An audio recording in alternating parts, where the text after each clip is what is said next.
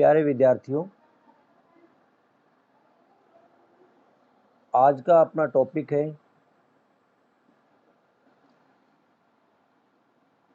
बलवन। बलवन दिल्ली सल्तनत के अंदर बलवन अपनी रक्त और लौ की नीति के लिए विख्यात है।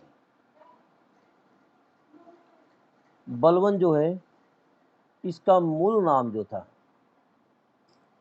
वो था बहाउद्दीन। इसका मूल नाम था बहाउद्दीन। कहते इसकी जाति थी इलबारी जाति का, ये एक तुर्क था। इसके पिता के बारे में कहा जाता है कि इलबारी कबीले का एक सरदार था। इसका पिता इलबारी कबीले का सरदार इनके पिता थे। कहते हैं कि जो इनका कबीला था बेटा, उस कबीले के अंदर 10,000 परिवारों का वर्णन आता है। ये कहते हैं कि एक बड़ा कबीला था काफी। अब एक प्रश्न उठता है, आगे हम बढ़ने से पहले एक बात करूं मैं कि भाई इतना बड़ा कबीला है, इनके पिता उस कबीले के प्रधान है, लेकिन ऐसा क्या हुआ कि जो है बलवन एक दास के रूप में बेच दिया गया? ये प्रश्न खड़ा होता है। बलवन दास वंश के राजाओं सुल्तानों के अंदर अपनी एक महत्वपूर्ण छाप छोड़ता है। इल्तुतमिश के बाद अगर कोई सुल्तान है या उससे पहले के सुल्तानों की मैं बात करूं तो बलवन एक महत्वपूर्ण भूमिका में है। एक जो है राज्य को संगठित करने वाला, और इल्तुतमिश के बाद के सुल्तानों में, और मैं कहूं या वैसे इतिहासकार मानते हैं कि दिल्ली सल्तनत के जो सुल्तान हुए हैं उन सुल्तानों में बलवन का स्थान टॉप के व्यक्तियों में काउंट किया जाता है। अब प्रश्न वही खड़ा होता है जो मैंने आपसे किया है कि भाई बलवन जो था, बलवन इनके जो है पिता 10,000 परिवारों के कबीले के मुखिया है। उसके बावजूद भी ऐसी क्या घटना घट गई कि जो है बलवन को बेचना पड़ा, बलवन जो है एक दास के रूप में बिका। इसके बारे में कहा जाता है कि बलवन को जो है किसने उठा लिया था? बलवन और इसके भाई का नाम आता है किसलू खां। बलवन और इसके भाई किसलू खां, इन दोनों का अपहरण मंगोलों के द्वारा कर दिया गया था। मंगोलों के द्वारा इन्हें फिर बेचा गया। ये इंपॉर्टेंट बात आती है, मंगोलों के द्वारा इन्हें बेचा गया। परिणाम क्या रहा? परिणाम बेटा ये रहा कि जो है बलवन जो था, बलवन इस प्रकार से बलवन एक कबीले के सरदार का पुत्र होने के साथ साथ, एक कबीले के सरदार का पुत्र होने के एक बड़े जो है रईस घराने में पैदा होने के बावजूद भी बलवन एक दास की तरह बिका। और जो एक दास के, एक आम इंसान, बिल्कुल एक दास, छोटे पद के ऊपर, दास को समाज में सबसे नीचे के तबके के अंदर काउंट किया जाता है। एक दास के पद से एक सुल्तान के पद पर एक आम इंसान जिसकी कोई भी हैसियत नहीं है, उसके स्थान पर एक बड़े कबीले का मालिक, एक जो है सुल्तान बनता दिल्ली सल्तनत का। और सुल्तान भी कौन सा बेटा? वो सुल्तान जिसके बारे में कहा जाता है कि जो है बलवन की सुल्तानी सारे के सारे सरदारों में और आसपास के लोगों के अंदर भय व्याप्त था। उसकी रक्त और लौ की नीति, रक्त और लौह, ये दो नीति, उस रक्त और लौह, एक कठोरता की नीति अपनाई और जो है दुश्मनों का कत्लेआम करवा दिया। कहते हैं उनकी जो है, उनको उठवाया, कातल करवा दिया, सरेआम सूली पर चढ़वा दिया, उनकी खाल नोचवा ली और जो है भूसा भरवा दिया। इतना तक जो है पूरे के पूरे जो है लोगों का, जिन्होंने विद्रोह किया, उन विद्रोहियों का समूल अंत करने का प्रयत्न किया और जो है उन्हें कठोरता से दबा दिया। उपनाम कहते हैं इनका, जो बलवन जो था, इनका मूल नाम था बहाउद्दीन। इनका उपनाम आता है बल बने खुर्द। बल बने खुर्द इसका जो इनकी उपाधि थी। एक तो बेटा ग्यासुद्दीन की उपाधि, जब सुल्तान बना तब यह उपाधि धारण की गई थी, ग्यासुद्दीन। दूसरी उपाधि थी उलुग खां की उपाधि थी। उलुग खां की उपाधि नासिरुद्दीन महमूद के द्वारा इन्हें दी गई थी। उलुग खां होता है महान खान, महान। तीसरा इनकी उपाधि थे जिल्ले इलाही। जिल्ले इलाही मानते हैं ईश्वर की परछाई। जिल्ले इलाही की उन्होंने उपाधि धारण की थी कि सुल्तान जो, इन्होंने ये बात एक जो ईश्वरीय शक्ति प्रदर्शित करने का प्रयत्न किया था कि भाई इस्लाम के अंदर और जो सुल्तान है, सुल्तान जो है अल्लाह की परछाई है, परमात्मा की परछाई है। तो इस बात को इन्होंने बार बार ये आम जनता में और सरदार जो थे उस समय, जो सूबेदार थे, प्रांतीय अधिकारी थे, सब के अंदर ये बात साबित करने की, उनको बार बार बताने की ये कोशिश की है।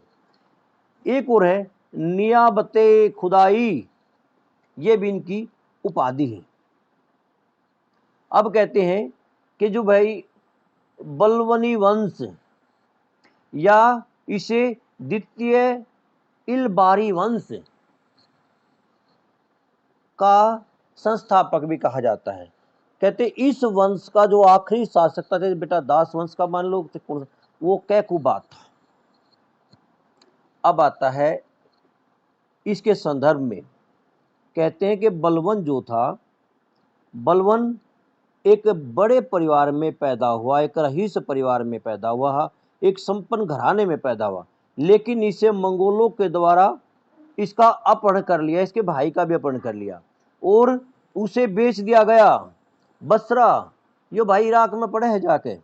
बसरा में एक व्यापारी जिसका नाम था ख्वाजा जमालुद्दीन, उसको बेच दिया। लेकिन जमालुद्दीन के बारे में एक छोटी बात कही गई है। वो कहते कि वो बड़ा दयालु था, वो बड़ा दयालु व्यक्ति था और उसने बलवन को अच्छी शिक्षा दिलाई। 1232 ईस्वी में बलवन को दिल्ली, 1232 ईस्वी में बलवन को दिल्ली में बेच दिया। अब इंपॉर्टेंट बात एक और भी है, दिल्ली में जब बेचा 1232 में, किसे? इल्तुतमिश को बेचा था। और ग्वालियर अभियान से, ग्वालियर को विजय करने के बाद इल्तुतमिश दिल्ली वापस आया था। अब मैंने आपको एक बात और बताया था, यही ग्वालियर अभियान है जिस अभियान में इल्तुतमिश ने अपनी पुत्री को राज सिंहासन की बागडोर सौंप कर चला गया था, तो अपने पुत्रों को नहीं सौंपी थी। यही वो ग्वालियर विजय थी। इस विजय के बाद सिक्के जो ढलवाए उसके ऊपर अपनी बेटी का नाम भी अंकित करवाया था। अब यहाँ एक बात कहते हैं कि जो बलवन था वो क्रूप था। क्रूप होता बेटा, उसका जो मुंह था ना बिल्कुल गंदा था, काला था, कुछ रणहे थे इस प्रकार से। तो बलवन को खरीदने से मना कर दिया, इसको बलवन को खरीदने से मना कर दिया। अब एक बात आओ, बलवन को खरीदने से मना कर दिया तो अब क्या करें? कहते बलवन को खरीदा, उससे पहले इसका एक वजीर हुआ, उसमें वजीर जुनैदी, वजीर जुनैदी। अब वजीर जुनैदी कौन सा? वही वजीर जुनैदी जिसने रजिया सुल्तान और इसके बेटों के खिलाफ विद्रोह में प्रमुख भूमिका बाद में निभाई थी। ये जो है मुगल लोहार जाति से संबंध रखता था, ऐसा जो है इल्तुतमिश के बारे में और जो है जुनैदी के बारे में कहा जाता है। जुनैदी ने इल्तुतमिश की नाम पे बलवन को खरीदा था। बलवन ने एक बात कही थी, अरे बलवन ने एक बात कही थी सुल्तान को कि जो आपने 99 खरीद लिए दास, आपने 99 दास खरीद लिए, जो है आप एक दास अल्लाह के नाम पर खरीद लो। कहते हैं कि एक दास अल्लाह के नाम पे खरीद लो। और जो है इसकी जो बोली जो दी थी, इसमें वजीर जुनैदी ने दी थी इल्तुतमिश के बिहाफ पे, तो ये इसको खरीद लिया। अब सबसे पहले इल्तुतमिश को जब खरीदा तो उसे जो है भिश्ती, पानी ढोने वाला, हालांकि भिश्ती का एक वर्ण आता है, आपको याद आगे आएगा, भिश्ती को बेटा नाव चलाने वाला भी कहते हैं। भिश्ती जो है उसे नाव चलाने वाला भी कहते हैं। हुमायूं को एक भिश्ती की सहायता से हुमायूं ने अपनी जान बचाई थी। आगे जाके जब मुगल काल आएगा, शेर शाह सूरी के समय की ये बात है, तो भिश्ती ने इसकी जान बचाई थी और भिश्ती यहाँ इसको कार्य देगा, यानी पानी ढोने वाले के रूप में इसे यहाँ अपने बलों ने रख लिया।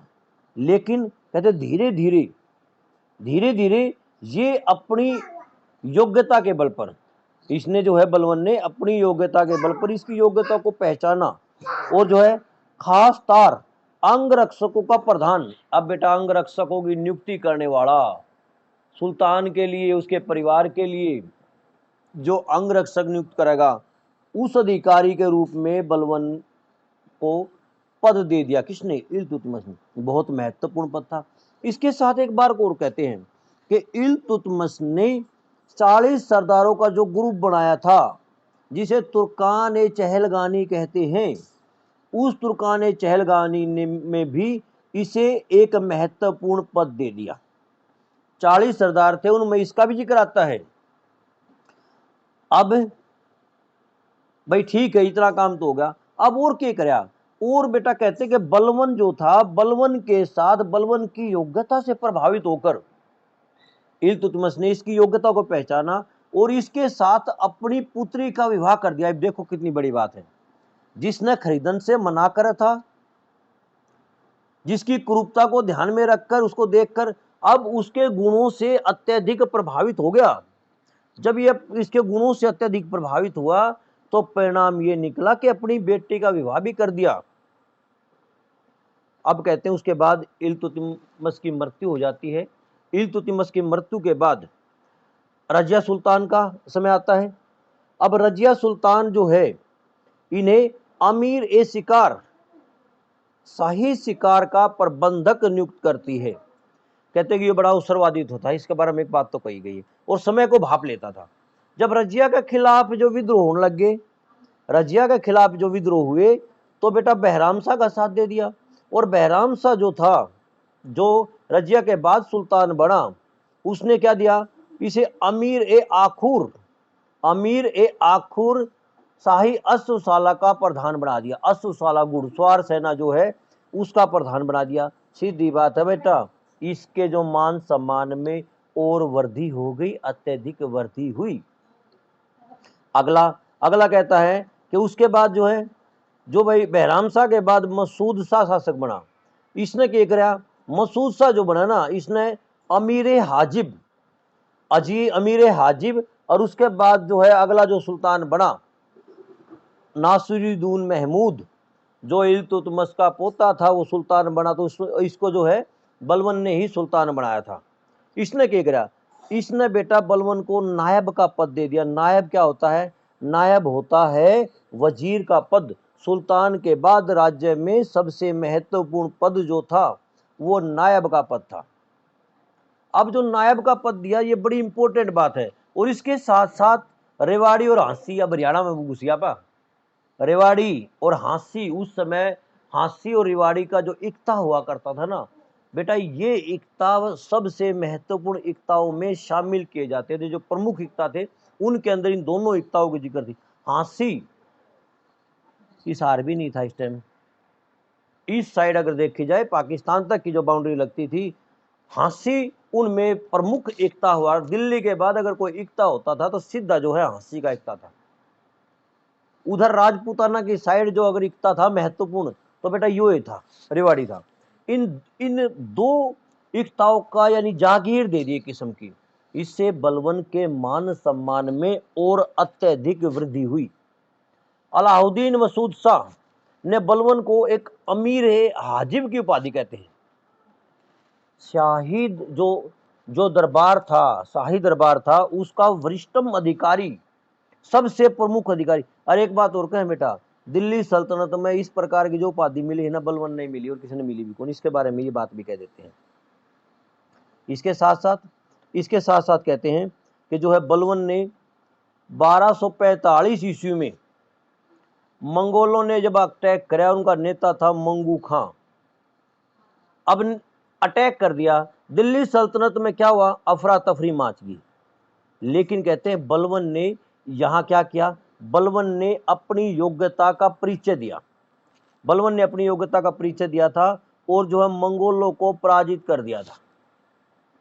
जब इसने मंगोलों को पराजित किया तो उस पूरे के पूरे जितने भी सरदार थे बेटा, उन सभी सरदारों के अंदर बलवन की छवि और जो सुल्तान था उसके उसमें जनता में हर आदमी, क्योंकि जो मंगोल आए थे, मंगोल आक्रमणकारी थे, वो समय समय पर आते थे और उनके आक्रमण जो है दिल्ली सल्तनत के लिए और अन्य राजाओं के लिए बड़े भयंकर हुआ करते थे।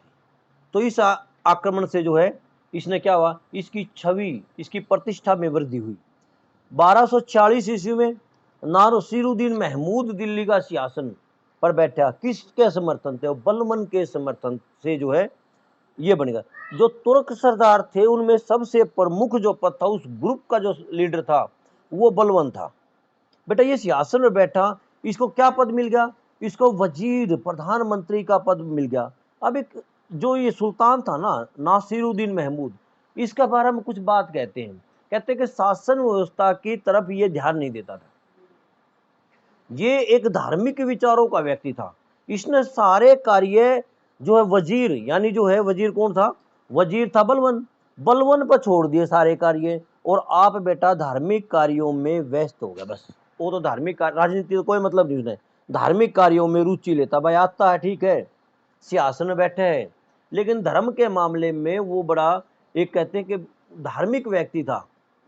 और जो है धार्मिक व्यक्ति होने के नाते और जो सुल्तान थे उनकी बजाय इसका प्रभाव इसको इतना खास नहीं था। बलवन के इसमें बलवन एक ताकतवर व्यक्ति था, तो बलवन के को इसने जो पूरा का पूरा सिस्टम का नेतृत्व दे दिया। यानी मैं कहूं कि एक किस्म से भाई बलवने है जो कुछ भी है।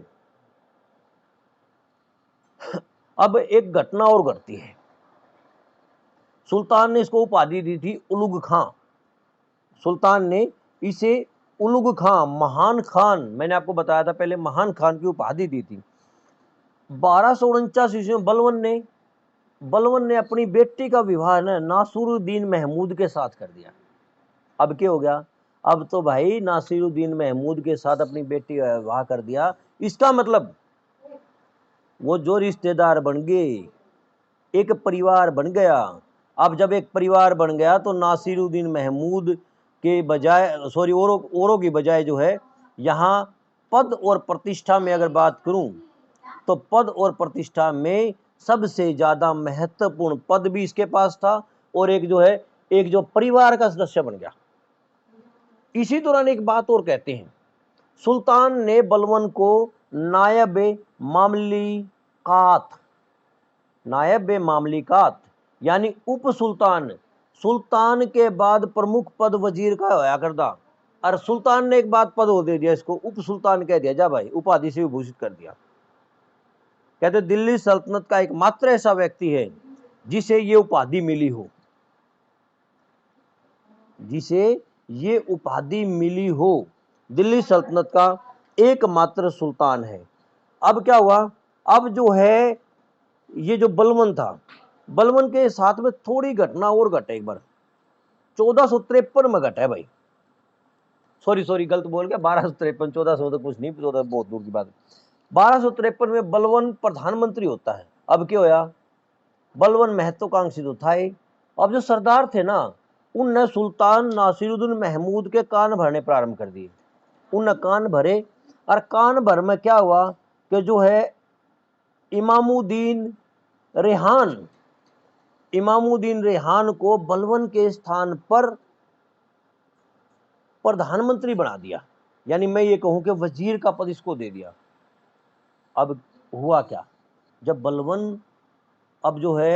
बलवन को अपनी जागीर में भेज दिया, जा बयासी संभाल ले चाल, ठीक है चला गया।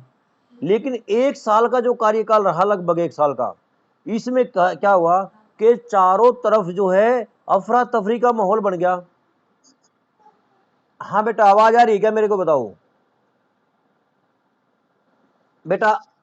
हाँ फिर ठीक, ठीक है ठीक है ठीक है ठीक है।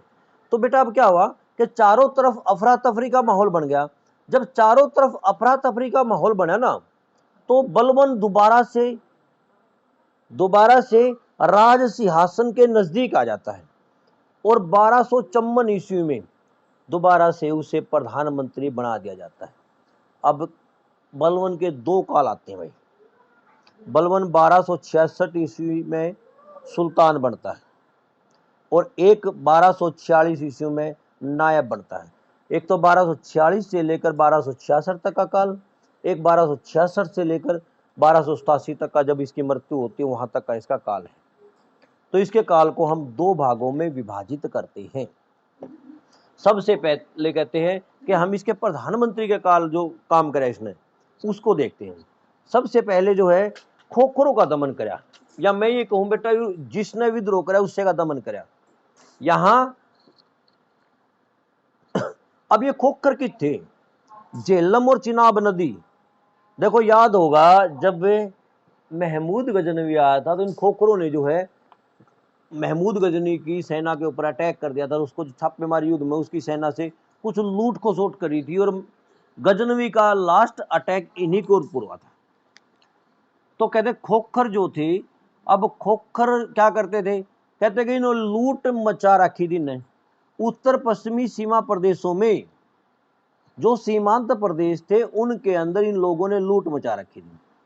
लूट मचा रखी, सबसे पहले कहते कि इनकी शक्ति का दमन किया गया, हजारों की संख्या में मार दिए। सेना लेके गया बलवंत स्वयं, और जब वहां पहुंचा तो अनेक जो है खोखरों का वध कर दिया गया, हजारों की संख्या में, बड़ी संख्या में बंदी बना के ले आई गई। कहते कि इसके बाद उत्तर पश्चिमी सीमा प्रांत जो थे उस क्षेत्र में शांति हो गई। दोआब के हिंदुओं ने विद्रोह कर दिया, ये बड़ा इंपॉर्टेंट है बेटा। दोआब के हिंदुओं ने जो है भी विद्रोह कर दिया। कहते ये सरदार जो थे ना, ये इक्तादारों को कुछ नहीं समझते थे और इनने विद्रोह का झंडा बुलंद कर दिया। इन्होंने जो कर देने से मना कर दिया, अपनी अपनी छोटी छोटी जो जागीरें बांटने की घोषणा करने लगे। परिणाम कहते हैं कि दोआब के जो सरदार थे इनके ऊपर बलबन ने एक बड़ी सेना लेकर अटैक कराया, विद्रोह को दबा दिया गया और वही अपना बड़ी संख्या में, हजारों की संख्या में लोगों का वध कर दिया। इतना भी कहते हैं उनकी लाशों को जो है ना, उनके जो भूसा भरवा दिया था, यहां तक भी काम करवा दिया बलबन ने। भूसा होता भाई तूड़ी का हरापा, ये भरवा दिया। दोआब का कर बेटा दिल्ली के आसपास का क्षेत्र में काम करता हूँ, इसके संदर्भ में ना ये टॉपिक रह जाएगा। इसके संदर्भ में मैं पूरी की पूरी वो जो है ना वो डाल देता हूँ कौन कौन। ये उत्तर प्रदेश का क्षेत्र आ गया, थोड़ा लगदा, थोड़ा हरियाणा का क्षेत्र आ गया, ये क्षेत्र आया करता उस टाइम दोआब, जहां ज्यादा उपजाऊपन होता था। बाकी मैं कौन कौन से प्रांतों में है ना वो देख के उसको लिख के उस दिन की डाल यूट्यूब, जैसे मैंने अब ग्रुप में डाला था ना चारू जो है उनके बारे में डाला था, खलीफाओं के बारे में, मैं इसको भी डाल दूंगा, ठीक है। हाँ तो बेटा अब क्या हुआ, उसके बाद राजपूत जो सरदार थे इन्होंने जो है विद्रोह कर दिया। इन्होंने दिल्ली सल्तनत की अधीनता मानने से इनकार कर दिया। क्यों, बात यह थी भाई आए दिन कोई न कोई सुल्तान बनने लग रहा था, एक सुल्तान, दूसरा सुल्तान, तीसरा सुल्तान, इस प्रकार से सुल्तानों की रेल सी लाग गई। इल्तुतमिश की मृत्यु के बाद सुल्तान आ गया, उसके बाद फिर सुल्तान आ गया, रुकनुद्दीन फिरोज आया, रजिया सुल्तान आई, रजिया के बाद कौन आया, मोइनुद्दीन आ गया, मोइनुद्दीन के बाद महमूद शाह आ गया, और महमूद शाह के बाद नासिरुद्दीन आ गया, नासिरुद्दीन महमूद। बेटा 36 से लेकर 46 ये 5-6 सुल्तान आ गए। अब एक बताओ, जब सुल्तान हर रोज बदले जाने लग रहे, थोड़ा थोड़ा टाइम बदले लग रहे, तो क्या करेंगे, सरदार भी गुटबाजी बना गए। और जो अधीनस्थ जो प्रांत है, जो अधीन थे पहले, वो तो विद्रोह करेंगे भाई, सुल्तान कमजोर हो रहा है, अगला सुल्तान ना होगा, ठीक है भाई कर लो ना। तो यहां भी ऐसा हुआ। कहते राजपूताना के हिंदुओं ने जो है इनकी अधीनता मानने से और बगावत कर दी। इसमें जो है ग्वालियर, मालवा, चंदेरी कालिंजर, रणथंबोर, बलवन ने एक बड़ी सेना लेकर इनके विरुद्ध जो अभियान किया, इन्हें पराजित किया और अधीनता मानने के लिए बाध्य कर दिया। बहुत बड़ा संकट दूर करा इसने। अगर ये विद्रोह सफल हो जाता तो क्या होता, दिल्ली सल्तनत दिल्ली तक सिमट कर जाती। मेवातियों का दमन, मेवाती, अब मेवातियों का दमन कर कैसे भाई? मेवात का जो प्रांत था, आधुनिक प्रांत है, यहाँ कहते हैं कि इतनी अशांति थी, लोग जो यहाँ डाकुओं का अत्याचार था, मेवाती जो बड़े, बेटा दिल्ली भी सुरक्षित कौन थी, दिल्ली में बेटा कर दिया कर देगी, दिल्ली में लूट ले जाया कर दे। उस समय के इतिहासकार कहते हैं मेवातियों के अटैक के बारे में कि दिल्ली भी स्वतंत्र नहीं, सुरक्षित नहीं है। यहां तक भी कहते हैं कि दिन में जो है कुआं पर छोरी पानी भरे थी ना, उसका भी अपहरण कर दिया करते। बेटा रेपिस्ट घटनाएं होती थी, व्यापारी जो जानते तो उन व्यापारियां लूट लिया करते सरेआम। दिन में ये घटना थी, तब ये एस्टिमेट लाओ रात के समय तो दिल्ली तक आ जाया कर देगी, राजधानी में भी लूट खसोट मचा दिया करते।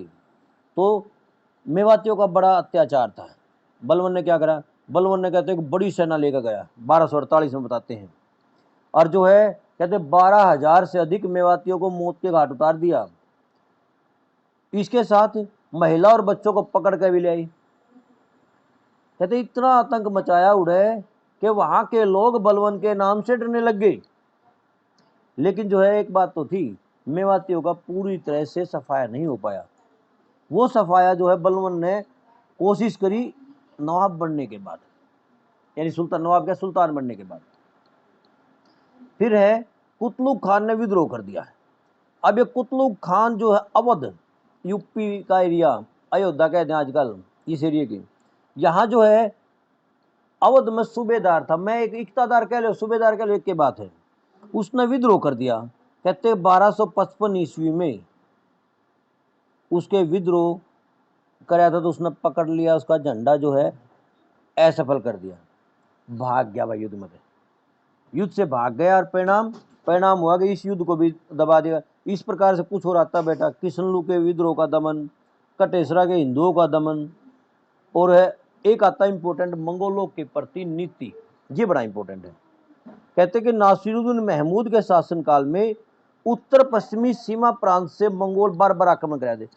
नासिर इसमें के यार बल उसमें याद नहीं, इल्तुतमिश के समय भी आए थे मंगोल, तो उससे पहले मंगोल आक्रमण होते हैं। इल्तुतमिश के टाइम में चंगेज खां गया था। अब जो है इसने देखा कुछ नीति अपनाई।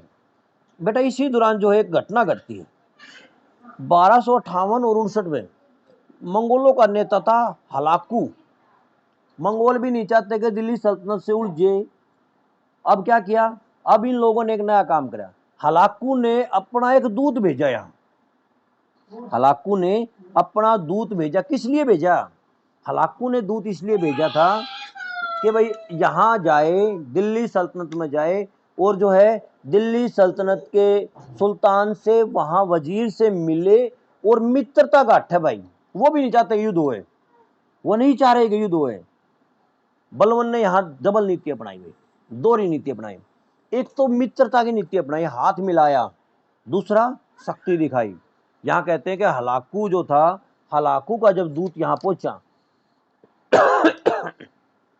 जब हलाकू का यहाँ दूत आया तो बलवन ने क्या करा, बलवन ने बेटा एक तो उसके साथ हाथ मिलाया, उसका पूरा मान सम्मान करा, ताकि लोगों को यह आभास हो, उसको हलाकू को भी यह आभास हो, और भाई जो है उसके दूत को भी आभास हो, जब वो जाके बताए हलाकू के पास, मंगोलों के पास बताए जी, बड़ा सम्मान करे। एक तो उनका जी बेइज्जती कर दी, एक ने सम्मान करा, और हलाकू के पास नजराने भेज दिए। एक काम तो इसने हो करा। उसके साथ साथ कहते हैं कि उसने अपनी सेना का प्रदर्शन भी करा। संगठित जो सेना थी उस सेना को खड़ी करा, हथियार उसको दिखाए, और उसका पूरा जैसे देखो परेड कराया करें सेना की। अपन इस टाइम देखो, आप कोई बाहर का बंदा आ गया तो परेड कराया करें, हथियार अपना 26 जनवरी आओगी तो 26 जनवरी पर देखो परेड होगी हमारी। इसके साथ साथ हवाई जहाज़ों का परीक्षण करेंगे, इसके साथ साथ दूसरे देशों के साथ क्या कराया करें, ये आपस में युद्ध अभ्यास करते हैं। ये अपनी शक्ति प्रदर्शित करने का एक तरीका है। जो कदे भारत का रूस का होने लग रहा है, कदे भारत का ऑस्ट्रेलिया का होने लग रहा है, कदे इंग्लैंड के लिए मिल जाए, कदे 4-5 देश मिल जाए, कदे अमेरिका के लिए युद्ध के लिए एक अभ्यास करते हैं। तो इस प्रकार से कहते हैं कि इसने भी जो है अपनी शक्ति का प्रदर्शन दिखाया, अपनी सेना की स्ट्रॉन्गता दिखाई, पूरी ताकत दिखाई, ये काम किया। अब कहते हैं भाई ठीक है, यो तो हो गया एक नायब के रूप में, भाई इसने जो है खोखरों का दमन भी कर दिया, भाई मेवातियों का दमन भी कर दिया, हलाकू के लिए भी ठीक काम कर दिया, और भाई जो है हिंदुओं का दमन भी कर दिया, राजपूतों का दमन भी कर दिया, और कुल मिलाकर पूरी की पूरी शक्ति को संभाल के रख दिया। ठीक हो गया। लेकिन अब क्या हुआ, अब थोड़ा चेंज हुआ भाई।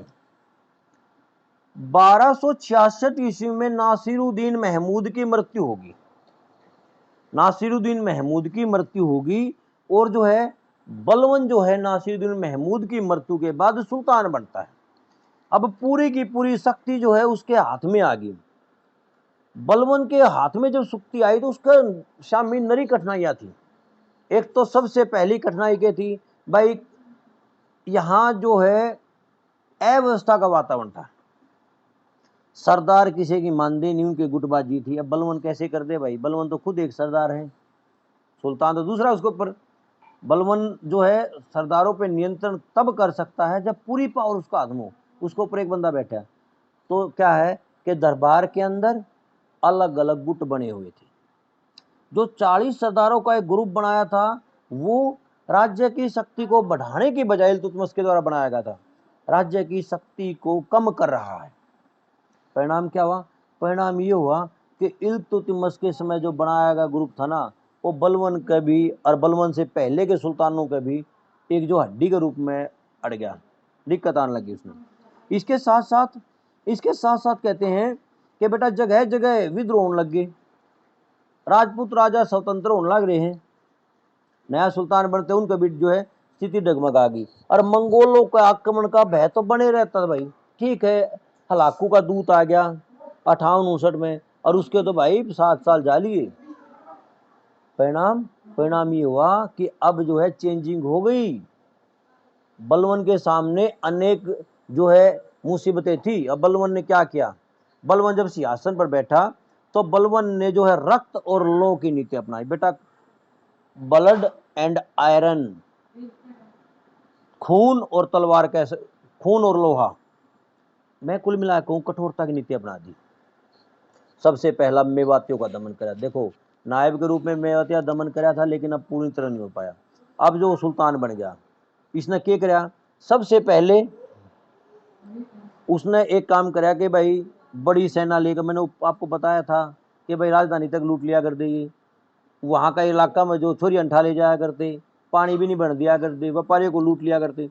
यहाँ बड़ी सेना लेकर इसने जो है मेवातियों का वध करवाया, उनके बच्चों को उनकी महिलाओं को उठा कर ले आए, जंगलों को साफ करवा दिया और वहाँ छावनी बनवा दी।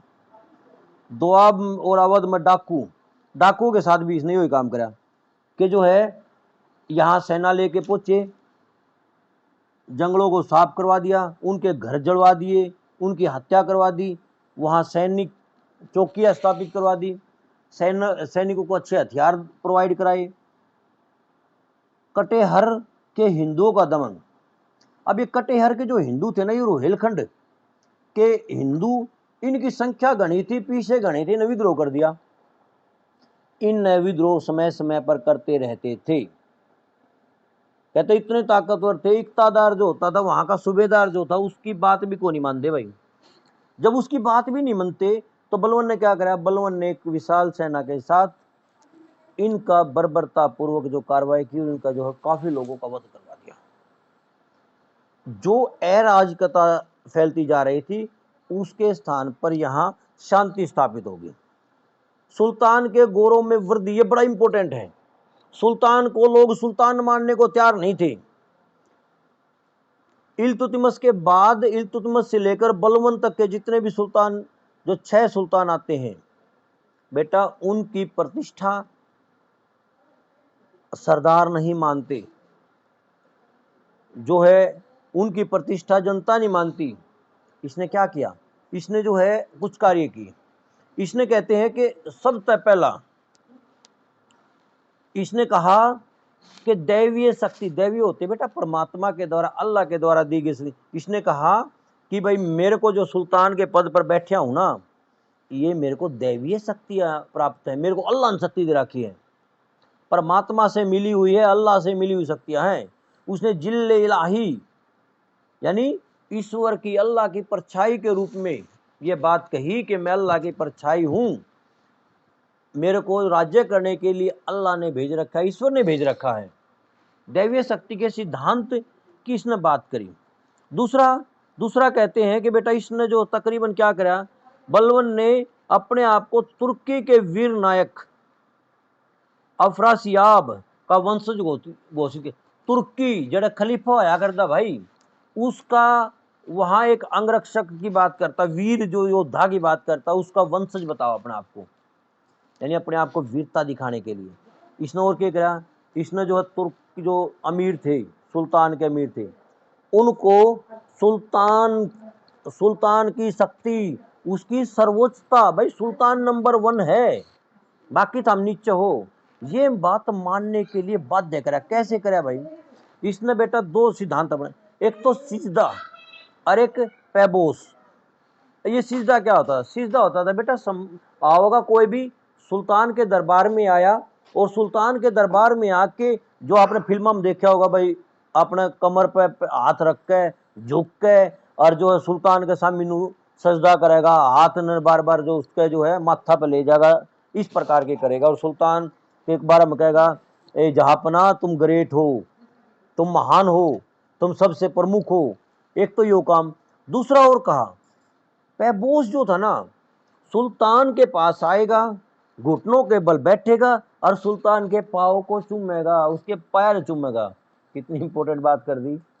अब मेरे को एक सिंपल ही बात आप देखो, सोच के देखो, जो आदमी पाछत है नू कह मैं सुल्तान ने सुल्तान मानदा ही नहीं के है बलवन, और वो आदमी आके यार सुल्तान का दोहरा हुए है, सुल्तान के पाया ने चूमे है, घुटना बैठे है, तो क्या होगा भाई, सीधी ही बात है बेटा, सुल्तान की छवि और लोगों के मामले में उनके गुरूर को तोड़ना, उन सरदारों के गुरूर को तोड़ना है, और ये सिद्ध करना है, ये बात स्थापित करनी है कि सुल्तान दी टॉप मोस्ट, और जो है वास्तव में वो अल्लाह की परछाई है, और बाकी तो हम कुछ नहीं हो।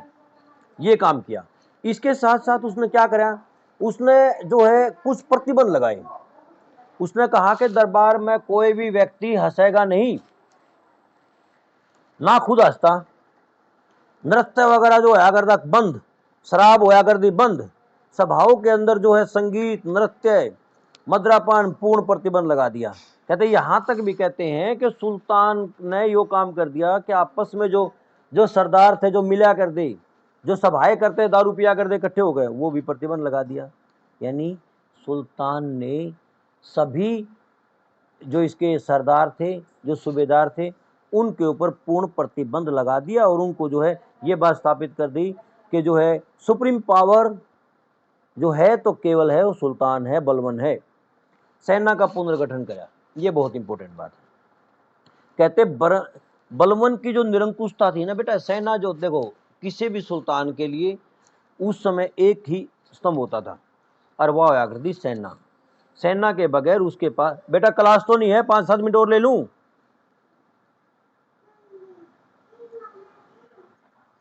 कम एक 5 मिनट रुक जाओ, 5 मिनट टॉपिक पूरा हो जाएगा बेटा यो।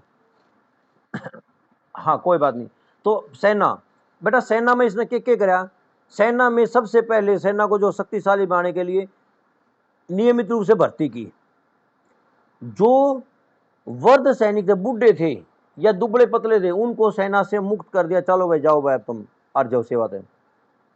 इसके साथ साथ कहते कि सैनिकों का हुलिया नोट करना, घोड़ों को दागना, सैनिकों जैसे भाई किसा कलर है, कितनी हाइट है, कितनी के नक्श है, कोई निशान तो नहीं है जो करीब आप भरो उसमें, ये सारी चीजें उसने करी। ये सभी चीजें उसके द्वारा की गई थी, बलवन के द्वारा की गई थी। जो पुराने दुर्ग थे उनकी मरम्मत कराई, उत्तर पश्चिमी सीमांत प्रांत जो थे उन सीमांत प्रांतों की सुरक्षा के लिए नए दुर्ग बनवाए, अच्छी सेना रखी, अच्छे हथियार रखे, यो सिस्टम उसके द्वारा किया गया। और राजा सुल्तान ने अपनी सेना शक्ति बढ़ाई, वो पूर्णतः जो है इक्तादारों पर डिपेंड नहीं करता और समय समय पर इक्तादारों को चेंज करता रहा, कभी एक इक्ता को यहाँ कभी दूसरा, इस प्रकार की जो बातें उसके द्वारा की गई। बंगाल में विद्रोह, ये बड़ा इंपॉर्टेंट है बेटा। 1275 ईस्वी में तुगरिल खां ने बंगाल के अंदर विद्रोह कर दिया। अब ये तुगरिल खां कौन था? तुगरिल खां बलवन का दास था, ये बड़ी इंपॉर्टेंट बात है। बलवन का दास था तुगरिल खां, और इसके बारे में कहते हैं कि तुगरिल खां जो बलवन का दास था, और भाई विद्रोह, सुल्तान के खिलाफ विद्रोह करने वाला कोई भी सुल्तान आया अब तक एकमात्र दास है भाइयों, तुगरिल खां। इससे पहले किसी भी व्यक्ति ने दिल्ली सल्तनत के अंदर कभी भी किसी भी सुल्तान के खिलाफ उसके खरीदे हुए दास के द्वारा विद्रोह नहीं किया गया, ये तुगरिल खां ने कराया था। अब बेटा तुगरिल खां ने जब विद्रोह कराया ना, तो क्या हुआ, बलवन ने सेना भेजी, बलवन ने सेना भेज दी। अब बलवन ने जो सेना भेज दी, इसका नाम है, बलवन ने अमीन खान के नेतृत्व में एक सेना भेजी, इसको जो एतिगीन भी कहते थे। और बेटा यो असफल हो गया। बलवन ने क्या करा, बलवन ने जो है सेना का नेतृत्व स्वयं करा, लेकिन उससे पहले जो अमीन खां था ना, अमीन खां को मरवा दिया और अयोध्या की फाटक पर लटकवा दिया। यानी एक मैसेज देने की कोशिश करी इसने कि भाई जो भी सेना का नेतृत्व करेगा और कमी रखेगा उसको जो है उसको दंड दिया जाएगा। इसने ये बताने की कोशिश करी, भाई तू जो है कमी क्यों राखी तो नहीं अड़े, तू क्यों नहीं जीता, तूने क्यों नहीं तुगरिल खां को पराजित किया, तू पराजित होकर वापस कैसे आ गया, ये बात दिखाने की कोशिश करी। अरे बेटा स्वयं जो है सेना का नेतृत्व किया। एक बात और कहते हैं, बंगाल में जो है मंगोलों के विद्रोह के कारण बंगाल अभियान तक जाने वाला सुल्तान, अगर अपने शासनकाल में ये नहीं गया ज़्यादा जगह, बंगाल तक जाने वाला एक ही अभियान इसका आता है जो इम्पोर्टेंट, जिसमें स्वयं नेतृत्व करता है। और 3 साल तक उड़ रहे हैं, 3 साल तक बेटा उस इलाका में रहे। और जब दिल्ली से ये गया ना, दिल्ली से गया, कहते कि इसने क्या करा, इसने जो कहते हैं कि इसकी उम्र थी 80 साल, और बलवन जो है 1280-81 में बंगाल अभियान पर गया। नायबे कहते बलवन ने जो है नायबे गिबत अपने मित्र कोतवाल फरुखुद्दीन को बनाया। मैं सिंपल बात कहूँ भाई, बंगाल में जब वो गया ना, इसकी जगह किश्ती शासक बना गया, उसका नाम था फखरुद्दीन।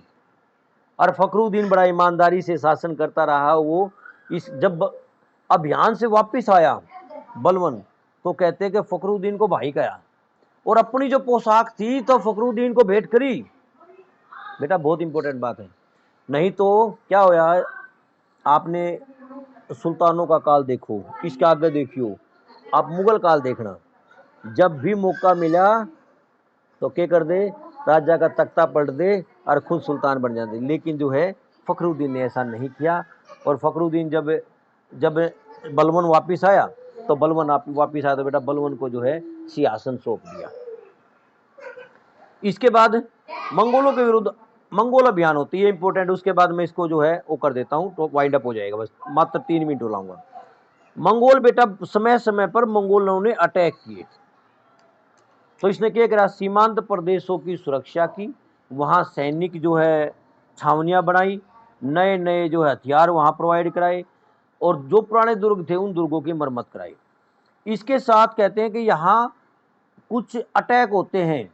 अपना पुत्र बुगरा खां और मोहम्मद को, खुद अपना बेटे भेज दिए इसने, बुगरा खां और मोहम्मद को, चल भाई उड़ा जाओ। और इस समय 1279 और 1285 में भारत पर मंगोल आक्रमण होते हैं, और इसके बेटे उन मंगोल आक्रमणों को फैल कर देते हैं। बड़ा एक दुखद समाचार भी होता है। 1285 में मंगोल आक्रमण जब हुआ, तो इसका पुत्र कहते हैं मोहम्मद मारा गया। और भाई बलवन उससे बहुत ज़्यादा प्यार करता था, बलवन उससे बहुत ज़्यादा प्यार करता था कि बलवन जो है, इसके बाद बलवन जो बीमार पड़ गया, बलवन को उस अपने बेटे की याद आती रही, और 1286 में बलवन की मृत्यु हो गई। प्रशासनिक पग भी उठाए बलवन ने। क्या कराया बलवन ने, एक तो बेटा गवर्नर जो थे ना, इन गवर्नरों को समय समय पर चेंज कर दिया। हम जो सूबेदार भी कह सकते हैं, इक्तादार भी कह सकते हैं, प्रांतीय गवर्नर भी कह सकते हैं, इनको समय समय पर चेंज किया। हांसी वाला भेज दिया मेवात और मेवात वाला भेज दिया राजस्थान, बंगाल वाला दूसरी जगह, इस प्रकार से इन पर नियंत्रण करा। दूसरा, तुर्कान चहलगानी, तुर्कान चहलगानी जो है उसको तोड़ दिया, समाप्त कर दिया, जो इल्तुतमिश के द्वारा बनाई गई थी। इसके साथ ही जो है, जो अधिकारी अपराध करता उसको कठोर दंड दिया जाता था, जिस प्रकार से अमीन खान को दंड दिया गया था। गुप्तचर, ये बड़ा इंपॉर्टेंट है। बलवंत स्वयं जो है एक अच्छे गुप्तचर व्यवस्था की स्थापित की, और सारे जितने भी इसके सरदार थे ना, जिसके सूबेदार थे, कर्मचारी थे, उनकी गुप्तचरी करवाता था। गुप्तचरों के ऊपर भी गुप्तचर छोड़ रखे थे। कहते छोटी से छोटी घटनाएं जो हैं उनकी सूचना भी समय रहते सुल्तान को मिल जाती थी। अब निष्पक्ष रूप से हम कैसे मूल्यांकन की बात आए तो निष्पक्ष रूप से हम कह सकते हैं कि बलवन जो था, बलवन अपनी योग्यता के बल पर एक छोटे एक दास के पद से एक जो है अनेक पदों को सुशोभित करता हुआ सुल्तान के शीर्ष पद पर पहुंचा, और अपनी अपनी जो है योग्यता के बल पर सुल्तान के पद को भली भांति परिचित किया। अगर कहा जाए, अगर इसके बारे में हम कहा ना, तो बेटा 1246 से लेकर और 1287 तक का, 86 में इसकी मृत्यु होती है, 87 मान लिया, इस टाइम का लगभग 40 साल का जो काल है ना, वो बलवन का ही काल है। इसकी रक्तलोह की नीति एक कारगर नीति साबित हुई, और बलवन जो है एक बड़ा साम्राज्य स्थापित करने में, सॉरी बलवन नहीं, साम्राज्य नहीं, अपितु अपने साम्राज्य में व्यवस्था बढ़ाने में कामयाब रहा। ठीक है भाई, कर लोगे।